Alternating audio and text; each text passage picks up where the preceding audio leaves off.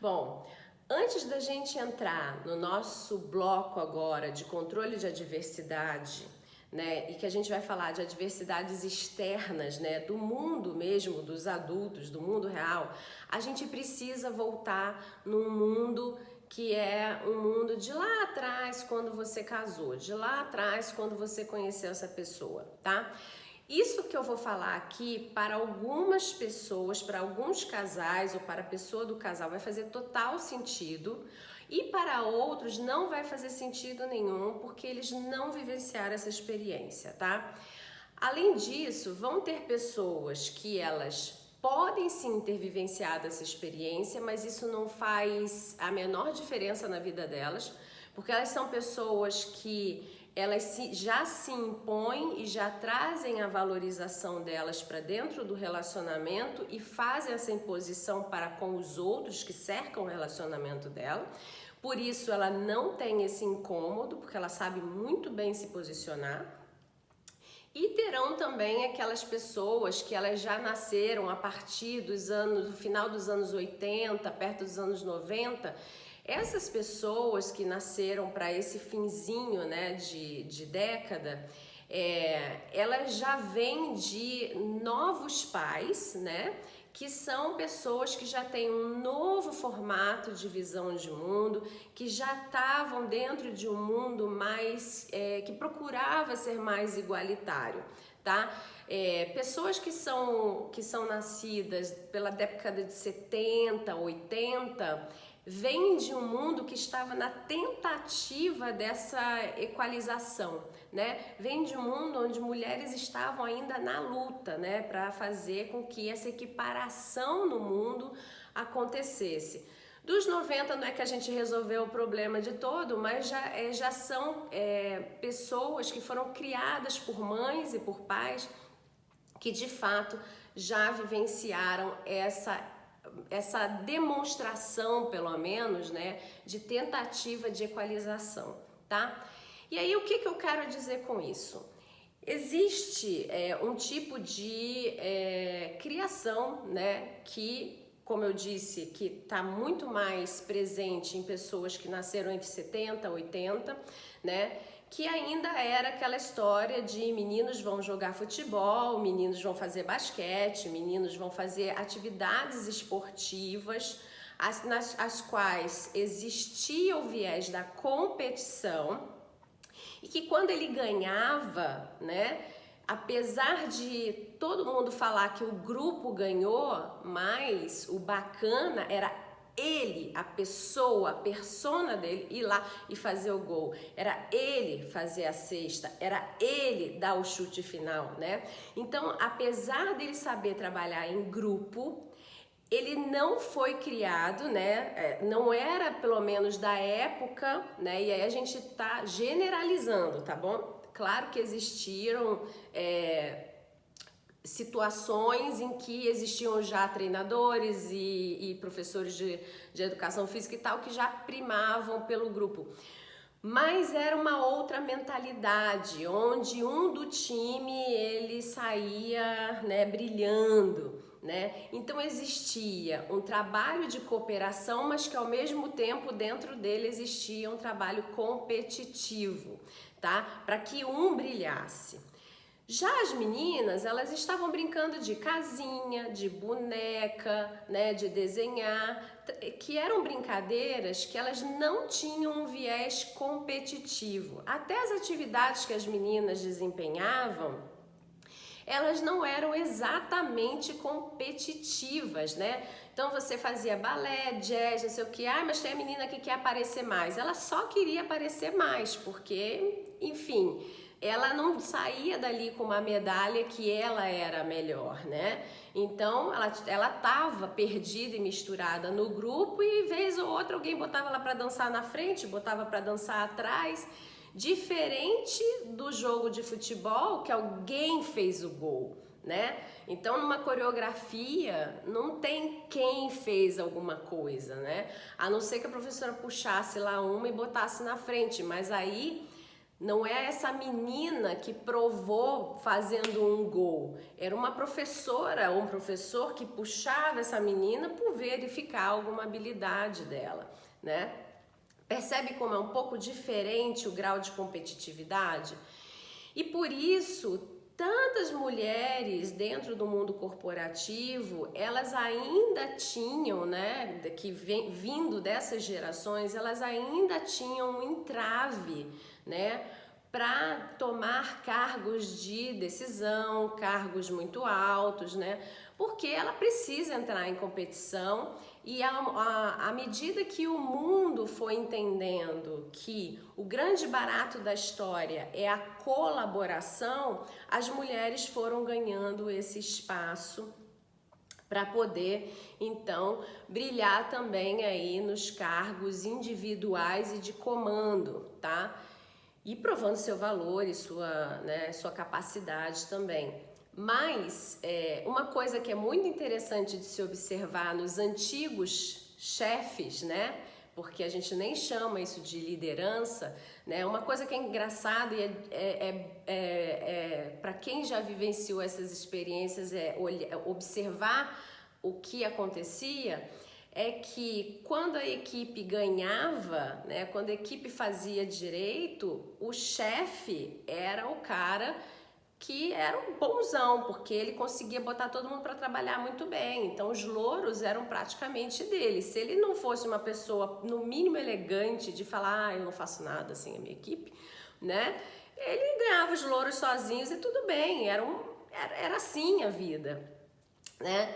E quando a equipe ia mal, quando a equipe não conseguia ultrapassar aquele limite, não conseguia entregar aquela meta, a equipe é que era ruim, não era ele que era o chefe ruim, né?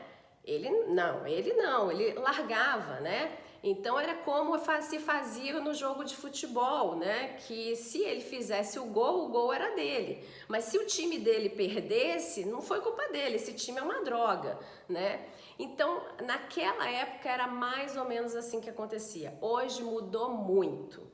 E aí, quando a gente transfere isso do mundo corporativo para dentro do nosso casamento, para dentro das relações familiares, o que é que está rolando nessa história? Às vezes você está convivendo com uma pessoa que ainda foi criada nesse padrãozinho, né? De fazer uma hipervalorização do menino.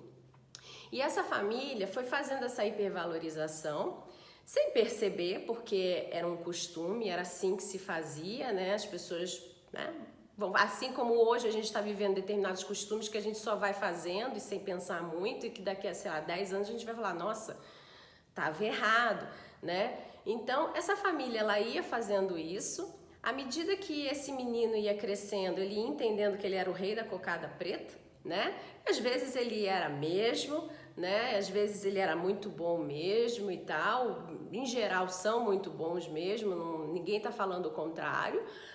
Mas essa família, para continuar o nível de competição, quando essa menina entra, ela, para deixar o menino ainda em destaque, ela começa a mostrar o quanto importante aquele menino é, o quão importante e valoroso ele é, e o quanto você não tem tanto valor quanto ele. Quanto foi que você ganhou, né? Você é que tá levando o pacote de ouro lá que estava atrás do arco-íris, e olha que sortuda que você é.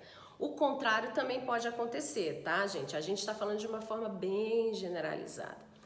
E isso não é uma verdade, né?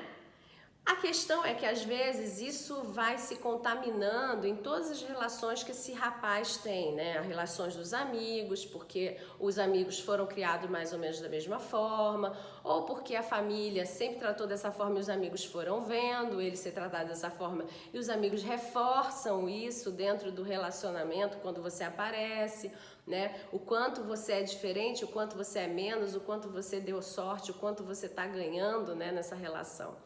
E não é uma verdade, porque relacionamento sempre existe troca. Então, se esse serzinho aqui de luz, ele é um ser de alto valor, inestimável, tenha certeza que o valor dele só acontece porque mamãezinha e papaizinho dele fizeram o bastidor dele acontecer para ele brilhar, né? E tá tudo bem com isso, não tem nada de errado. A questão é que ele tem o costume de ter gente trabalhando no bastidor dele. E adivinha quem estará trabalhando?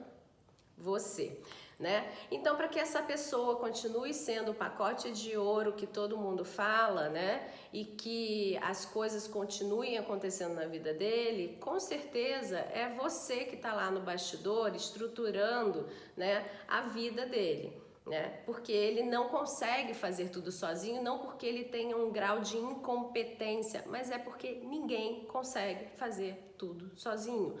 Todos nós precisamos uns dos outros para poder nos apoiar e subir e fazer com que a nossa vida funcione, né? Então, valorize-se com relação a isso, né? E uma forma de valorizar-se é começar a falar sobre o que você faz no bastidor, para as pessoas vislumbrarem o seu bastidor, né? Então, quando vem aquela pessoinha falando que você tá levando o pacote de ouro para casa, ai, tô levando mesmo, mas com certeza quem dá o brilho sou eu. Com certeza sou eu que tô ali polindo tudo para ele poder brilhar. Não deixe para trás o seu valor diante de comentários desse tipo, porque eles parecem comentários ingênuos de agrado para com, né, a outra pessoa. E mais uma vez, isso pode acontecer com uma menina e o contrário, né, uma menina, uma mulher, né, porque eu tô pensando aqui na década de 80 e 70, mas isso pode ter acontecido, né, então, com a criação de uma menina, que hoje é uma mulher, então hoje ela é o pacotão de ouro e você é que é o pobre, né, plebeu que veio levar a princesa embora, né. Então isso também pode acontecer ao contrário, estou falando no sentido da mulher, porque é mais fácil porque existe um número maior de mulheres vivenciando esse tipo de situação, tá? Então você só transfere aí a colocação de gênero. E aí, então, você tem que começar aos poucos, introduzir na fala uma interrupção, né? Na fala dessas pessoas, uma interrupção. E uma interrupção sempre pontuando que é verdade. Nunca diga, não, imagina, é um traste. De jeito nenhum, entendeu? Ainda que até seja, que você acredite que seja, né? E aí, se acredita que seja, a gente tem que ver outras coisas, tá? Não tem coisa aí por trás, né? Mas, em geral, quando tem tanta valorização, de fato a pessoa tem muito valor. As pessoas só esquecem que precisa equilibrar isso para ajudar esse jovem casal a não entrar na vida de casado com esse problema. Aí hoje você já tá, sei lá, com 10, 15 anos de casado e você não entende por que você vivencia esse problema. É que, na verdade, esse problema não deveria ter sido trazido para vocês. Mas é a tal da diversidade, né? A gente não controla algumas coisas às vezes, mas a gente pode minimizá-las, né? E uma forma de você, então, a partir de agora, começar a minimizar essa história é responder de forma assertiva, de forma elegante, de forma educada, que sim, essa pessoa realmente é um pacote de ouro, mas para ela ser o pacote de ouro já está provado que se você está do lado dele, se você está do lado dela, é porque, né, essa pessoa precisa de você para alguma coisa e por isso quem faz esse bastidor aí é você, tá? Então, quando você tá falando sobre família, né, quando você vai falar com essa pessoa sobre a questão de família, o ideal é você, como você tem um grau já de intimidade, porque a gente está falando de pessoas casadas, né? Então você já passou por um ponto de intimidade onde você pode falar determinadas coisas sem tantos pudores, né? Assim, então você vai soltando, né, educadamente isso para você poder mostrar para essa família que, ok, eu concordo com vocês, mas eu tenho o meu valor. E aí você vai fazendo com os amigos também que estão acostumados a ouvirem isso. Geralmente amigos novos, amigos que viram essa pessoa já numa fase de adolescência para adulto, eles não têm essa visão e eles não falam sobre isso. Isso é papo de amigo de infância, tá? Que viu esse costume acontecer. Então você também começa a colocar essa pessoa no lugar dela, a mostrar para ela que esse tipo de fala gera conflito dentro do seu relacionamento, porque de forma indireta, de forma inconsciente, essa pessoa tá trazendo para dentro do relacionamento de vocês uma competição ou uma hierarquia que não pode existir. Dentro de casamento não existe hierarquia, existe parceria, vocês são parceiros, tá? E aí, o que acaba acontecendo quando você não dá conta de botar essa galera aqui no lugar dela, é que os seus filhos, eles vão começar a enxergar o quanto as pessoas têm a capacidade de te desvalorizar. Então, um dia você vai estar fazendo um serviço doméstico, por exemplo, ou alguma coisa a qual não seja equiparada a tal do brilho da outra pessoa, e esse seu filho vai começar a falar para você coisas que te desvalorizam muito mais, como se fosse assim, olha, eu nunca vi ele ou ela, que é o pacote de ouro, fazendo esse tipo de serviço. Por que é que você faz? Ou por que é que você não acompanhou o pacote de ouro? Percebe? E aí, dependendo do que você tem como visão de vida interna, né, vida doméstica, você pode se sentir muito mal, ou você pode botar para quebrar e se valorizar e falar, não, isso aqui não é um serviço doméstico o qual você pode tratar como sendo algo menor, porque inclusive se alguém não fizer isso daqui, você não tem roupa lavada, passada, você não tem comida, você não tem isso aqui. Então é uma questão de você trocar a fala. Mas o importante é você perceber que quando você não fala, você não verbaliza, né, que você não está satisfeita, que você não está satisfeito com esse tipo de tratamento, isso daqui no final das contas vai parar aqui, porque os seus filhos começam a perceber como você é tratada ou tratado de forma desvalorizada, e isso é um processo tão longo que chega a crescer com seus filhos, e quando você vê, você está sendo desvalorizado, você está sendo desvalorizado. Uma outra coisa que você precisa ter em mente na sua resposta é que aos poucos você tem que ir mostrando para esse pacotinho de ouro, né, o quanto que ele só é brilhante porque ele tá grudadinho aí em você e você tá então organizando o bastidor dele ou dela. E aí você vai mostrando isso aos poucos e você vai mostrando também o quanto é importante ele ou ela se posicionar quando você falar. Tá? E aí não é arrumar uma briga, não é arrumar uma discussão, é ter um ponto de concordância. Porque quando essa pessoa concorda, ela tá dando um aval que você tem valor. E aí a família, os amigos falam, ei, quer dizer que ele e ela enxerga que essa criatura aqui que ele escolheu, que ele decidiu casar, tem valor equiparado? Deixa eu dar uma observada.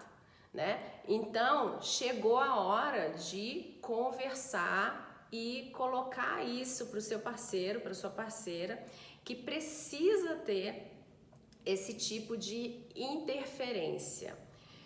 Se isso não acontecer, aí é contigo de você entender se isso é um ponto muito importante dentro do seu casamento, se é um ponto que merece uma conversa mais séria, né, mais completa, mais complexa a respeito disso, e aí vira uma conversa para ser levada para uma conversa à mesa, onde você vai, a gente tem aqui no curso como se faz essa conversa, que você vai levar para essa conversa não as histórias do passado, mas o bloco de sentimentos que você carrega por causa dessas situações que você vivencia, né? E você mostrar o quanto você faz e quanto é incongruente aquilo que você recebe, né? Se você faz muito, você deveria valer muito. Por que que você está valendo pouco, né? Então é hora de você se impor, colocar respeito nessa relação, tá bom? E agora a gente vai falar de outras adversidades, são as adversidades que vêm aí na rotina. Um abraço, até o próximo vídeo.